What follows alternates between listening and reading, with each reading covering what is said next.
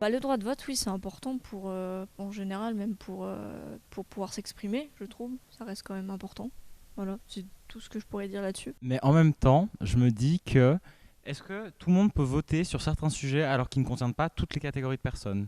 Par exemple, typiquement, moi, un truc qui m'a toujours assez étonné, c'est typiquement le fait que tous les hommes puissent voter, par exemple, pour le droit à l'avortement ou non, alors qu'en soi, c'est aux femmes de disposer de leur corps et de faire ce qu'elles veulent.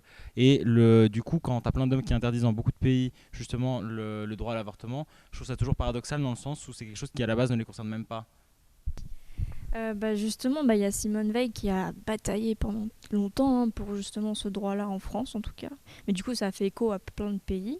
Je comprends ton avis, mais d'un autre côté, je pense que les hommes et les femmes pensent que quand on tombe enceinte, c'est une vie.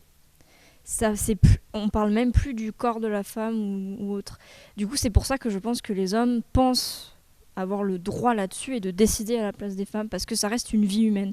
Sauf que scientifiquement, ça a été montré que c'est à partir de troisième mois de grossesse que vraiment on considère que ça devient un être humain. Avant, c'est bon, je sais pas comment dire ça, mais c'est rien. Ça a pas de conscience, ça a pas de forme, c'est juste une. Mais autant je pense que, tu vois, justement, le droit de vote, il est universel et tout le monde devrait voter pour tout, ce que je comprends. Mais paradoxalement, à chaque fois, je me dis, c'est quand même très étrange de devoir voter pour quelque chose qui ne nous concerne pas. Je sais pas si c'est parce que je suis très égocentrique, mais en soi, moi, quelque chose qui ne me dérange pas dans ma vie tous les jours, j'ai pas spécialement d'avis dessus. En fait, pour moi, c'est les personnes concernées qui vont devoir, en fait, elles juger si c'est bien ou non pour elles. Mais je n'ai pas, en tout cas, dans ma façon de penser, je n'ai pas à donner mon avis sur quelque chose qui en soi ne me concerne pas. Et quand tu dis ça, bah, là on change un peu de sujet, mais ça me fait penser à justement le mariage entre homosexuels. Bah, justement, les gens, ça les concerne pas. Donc pourquoi interférer dans la vie de quelqu'un qui n'a aucun rapport avec toi et en fait tu t'en fous parce que ça n'a aucun impact sur ta propre vie. Non, mais en plus, surtout que, typiquement par rapport à ça, je pense que la plupart des gens, souvent, ils parlent de mariage, mais je pense pas que c'est forcément le mariage qui est demandé. C'est juste une union civile, c'est une reconnaissance en fait des mêmes droits que les couples hétérosexuels.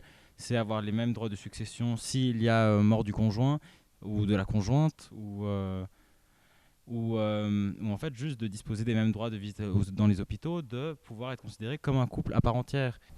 Mais du coup, pour revenir à l'histoire de vote, tu veux dire que pour toi, ce serait que les homosexuels qui auraient le droit de voter par rapport à ça ou... Non, parce qu'en vrai, universellement, ce serait pas possible, tu vois. Je veux dire, en soi, la société, elle fait que tout le monde devrait pouvoir voter. Mais c'est compliqué de se dire qu'à chaque fois, en fait, le sort d'une minorité ou le sort en fait, d'un certain groupe est disposé entre les mains de tous, alors qu'au final, la plupart des gens ne sont même pas concernés par ça.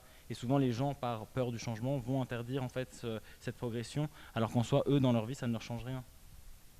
En fait, c'est des votes dirigés par des personnes qui ne comprennent même pas l'importance.